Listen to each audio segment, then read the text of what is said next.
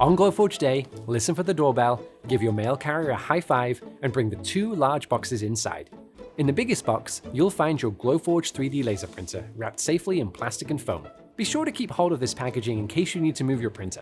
This is a special cardboard box, and I know that sounds like a joke, but believe me, it's really difficult to keep a laser tube safe during shipping, so please hang on to it. Inside the printer, you'll find a foam block with a lid, and inside this is your printer head, and it's one of the coolest parts of your Glowforge. Some of the smartest people I've ever met spent thousands of hours designing this, and it really shows. The printer head attaches magnetically for easy installation. You don't have to force it, it'll just snap right into place. We've already installed your laser lens inside your printer head, and this lens moves up and down to focus the laser for perfect cuts and engraves in your material. And that's not all. Your printer head also features a camera, a second visible laser, a fan, and a precision mirror.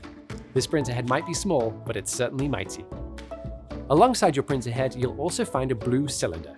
We call this a lens tool, and we can use this to remove the laser lens for cleaning. Now, let's move on to the smaller of the 2 boxes, in which you'll find your crumb tray. Now this sits in the bottom of your printer, and it supports your material while you print. It's removable for when you want to print on thicker materials, like a cutting board or spice jars, for example. You'll also find your exhaust hose and clamps so you can direct any smoke and fumes outside or to an air filter. And finally, a selection of proof-grade materials so you can start printing right away. And look at that! We have everything we need to make something magical.